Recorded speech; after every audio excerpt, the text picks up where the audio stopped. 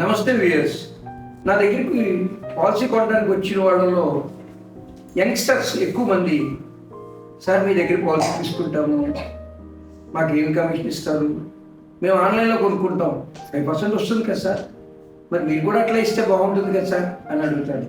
బాబు నీకు సర్వీస్ కావాలా, 5% కావాలా? మన 5% కోసం పాలసీ కొనుక్కోవట్లేదు, సర్వీస్ కోసం కొనుక్కుంటున్నాను. ఆ సర్వీస్ లేకపోతే రేపు పొద్దున వచ్చే సమస్యలు చాలా ఉంటాయి. దానికి గవర్నమెంట్ ఇచ్చిన చిన్న గణాంకాలు చెప్తాను మీకు.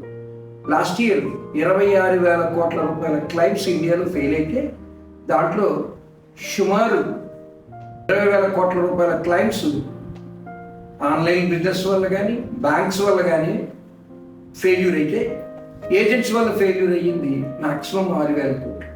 అది కూడా పూర్తిగా ఏజెంట్ అని చెప్పడానికి లేదు. మీరు పాలసీ తీసుకున్నప్పుడు మీకు గతంలో జరిగిన యాక్సిడెంట్స్ గురించి కానీ, సర్జరీస్ గురించి కానీ, మీకున్న బీపీలు షుగర్ల గురించి కానీ ఏమి చెప్పకపోవడం వల్ల కూడా పోయే అవకాశం ఉంటుంది.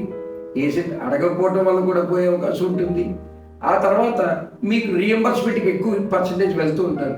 రీఎంబర్స్మెంట్కి వెళ్ళినప్పుడు ఆ ఇవ్వవలసిన కాగితాలు మీరు ప్రాపర్గా ఇవ్వకపోవడం వల్ల కూడా పోయే అవకాశం ఉంది. కనుక 5% వల్ల వచ్చే లాభం ఎంత?